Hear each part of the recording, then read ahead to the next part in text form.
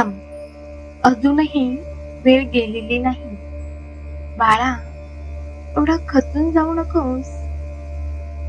तुझ्या प्रत्येक दुःखाचा हिशोब आहे माझ्याकडे. मी पाहतोय की तू त्या रात्री खूप रडला होता. बाळा, तुला काय वाटतंय? तू एवढा दुःखात असताना मी तुझ्यासोबत नसेल का? अरे वेड्या बाळा, मी कायम तुझ्यासोबत आहे. आता तुझे दुःख संपण्याची वेळ आली आहे. बाळा, तुझ्या आयुष्यात तुला इतका त्रास झाला की त्या त्रासात तू स्वतःलाच विसरून गेला. लोकांनी तुला खूप रडवलं. ज्याला तू आपलं मानलंस त्यानेच तुला सगळ्यात जास्त रडवलं. तू प्रत्येकाला सपोर्ट केला, पण तुझ्या वेळेला मात्र सगळ्यांनी हात वर करून घेतले. तरीही तू त्यांना काही बोलला नाही. इथेच कळते बाळा की तुझे मन किती मोठे आहे. एवढे सगळं होऊनही तू शांत आहे. म्हणजे काय, तू कमजोर नाही. तू रडला म्हणजे ती तुझी हार नाही. तू खूप स्ट्रॉंग आहेस बाळा. एवढा त्रास सहन करूनही तू आज खंबीरपणे उभा आहे.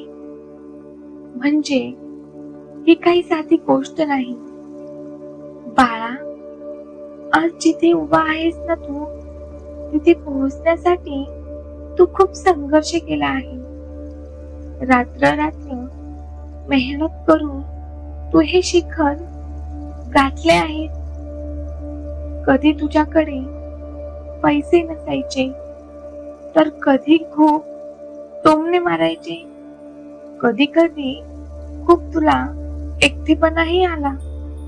तेव्हा तू तुझ्या नशिबाला दोष द्यायचा. पण आता तुझे नशीब पलटणार आहे. लक्षात ठेव बाळा, अंधार कितीही मोठा असला तरी उजेड हा होतो. तसेच संकट कितीही मोठे असू दे, एक ना एक दिवस त्याला थांबावंच लागतं. तसेच दुःख कितीही खोल असू दे, ते संपतच. तुझ्या आयुष्यातील दुःख संपण्याची आता वेळ आलेली आहे. बाळा, आज तू इथे आलास तर मी काय तुला रिकाम्या हाताने परत नाही पाठवणार. तुझ्यापासून जे दूर गेले ते तुला लवकरच भेटणार आहे. ज्यांच्यामुळे तू रडलास, आता वेळ आलेली आहे त्यांच्या समोर हसण्याची. लोकांनी तुला खूप कमी लेखलं असता, तेच लोक आज तुझ्यासाठी टाळ्या वाजवतात. फक्त एक गोष्ट लक्षात ठेव, माझ्यावर विश्वास ठेव. माझ्यावर इतका विश्वास ठेव की तो कधी डगमगला नाही पाहिजे. विश्वासामध्ये माझा चमत्कार लपलेला असतो. तुझे सगळे दरवाजे जरी बंद झाले असतील ना, तर त्यांचा रास्ता कसा मोकळा करायचा हे तू माझ्यावर सोड. जेव्हा सगळे साथ सोडतात ना, तेव्हा मी असतो हात पकडायला. बाळा, तू रडत रडत माझ्याजवळ यायचा आणि रोज एकच प्रश्न विचारायचा की स्वामी, माझ्यासोबतच असे का होत आहे? सगळे माझ्यासोबतच असे का करतात? मी काय चूक केली? त्याचे उत्तर आज मी तुला देणार आहे. तू काही सामान्य माणूस नाही, तू एक मोठा माणूस आहे. तू माझा खास भक्त आहे. म्हणून मी तुझी परीक्षा ही खूप मोठीच घेणार होतो. मला माहित होतं की तू खचणार नाही. मला बघायचे होते की एवढा त्रास सहन करूनही तू माझी भक्ती करतोस का, की सोडून देतो?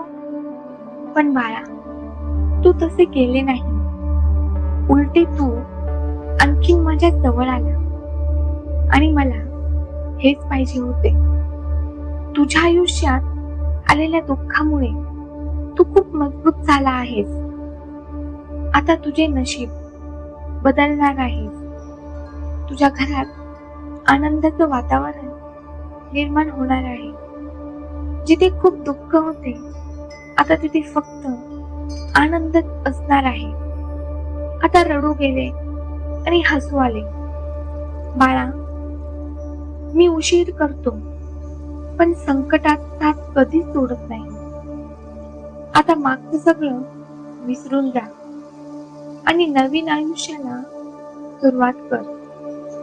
तुझे येणारे पुढचे आयुष्य खूप सुंदर आहे बाळा. ते आनंदाने जग. तुझ्या मनातली वेदना आता संपणार आहे. तुझं मन हलकं होईल. बाळा, लोक बदलतात, वेळ बदलते, मग तुझे नशीब का नाही बदलणार? फक्त तुझे मन स्वच्छ ठेव. दुसऱ्यांनी तुला त्रास दिला म्हणून तू पण त्यांच्यासोबत तसेच वागू नकोस.